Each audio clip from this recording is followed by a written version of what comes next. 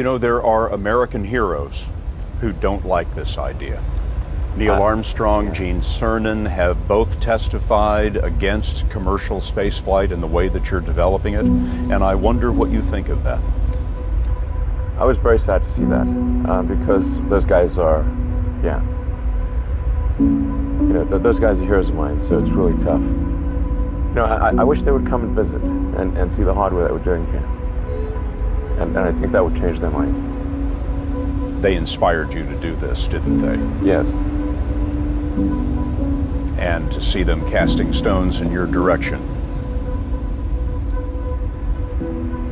It's difficult. Did you expect them to cheer you on? Certainly hoping they would. What are you trying to prove to them? What I'm trying to do is to make a significant difference in spaceflight and help make spaceflight accessible to almost anyone.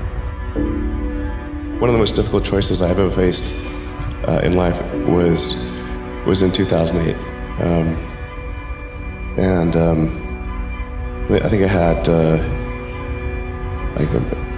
maybe $30 million left, or $30 or $40 million left in 2008. And I had two choices.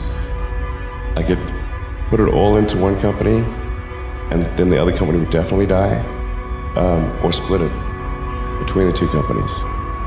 But if I split it between the two companies, then both might die. When you put your blood, sweat, and tears into creating something, or building something, it's like a child. And so it's like, which one am I going to let one starve to death? I couldn't bring myself to do it, so I split the money between the two. Fortunately, thank goodness, they both came through. What was your biggest failure, and how did it change you? Well, there's a ton of failures along the way, that's for sure. As I said, for SpaceX, the first 3 launches failed. And we actually were just barely able to scrape together enough parts and money to do the 4th launch. If that 4th launch had failed, we would have been dead. So multiple failures along the way.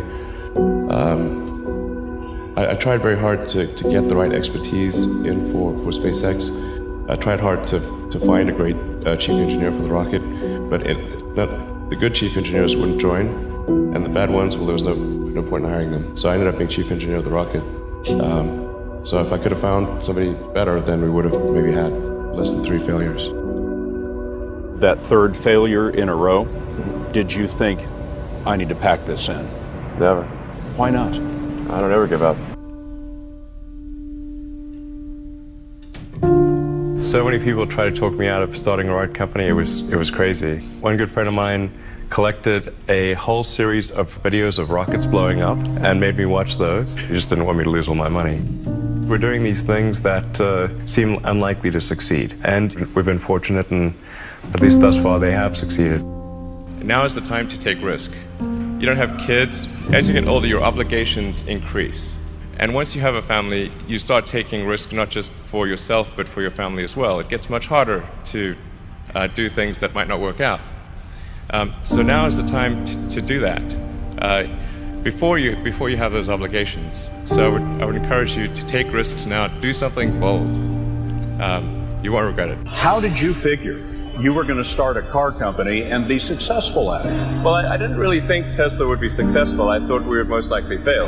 But I thought that we at least could address the false perception that people had that an electric car had to be ugly and slow and boring like a golf cart. But you say you didn't expect the company to be successful, then why try? If something's important enough, you should try, even if the probable outcome is failure. Or how do you think about making a decision when everyone tells you this is a crazy idea? Or where do you get the internal strength to do that? Well, first of all, I'd say I actually think I feel fear quite strongly. So it's not as though I just have the absence of fear. I feel it quite strongly. But there are just times when something is important enough, you believe in it enough, that you do it in spite of the fear.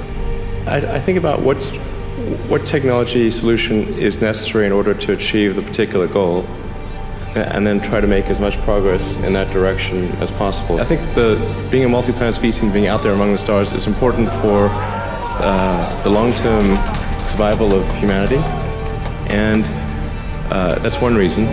But then the part that I find personally most motivating is that it creates a sense of adventure, and it makes people excited about the future. If you consider two futures, one where we are forever confined to Earth until eventually something terrible happens, or another future where we are out there on many planets, maybe even going beyond the solar system, I think that second version is incredibly exciting and inspiring, and there need to be reasons to get up in the morning. You know, life can't just be about solving problems. Otherwise, what's the point? There's got to be things that people find inspiring and make life worth living. When my brother and I were starting our first company, instead of getting an apartment, we just rented a small office and we slept on the couch. And we showered at the YMCA, and we're so hot up we had one computer, so the website was up during the day, and I was coding at night, 7 days a week, all the time. And I sort of briefly had a girlfriend in that period, and in order to be with me, she had to sleep in the office. So work hard, like I mean, every waking hour. That's the thing I would say particularly if you're starting a company.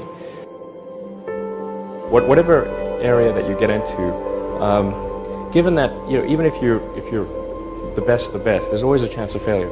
So I think it's important that you really like whatever you're doing. If you don't like it, life is too short. If you like what you're doing, you think about it even when you're not working.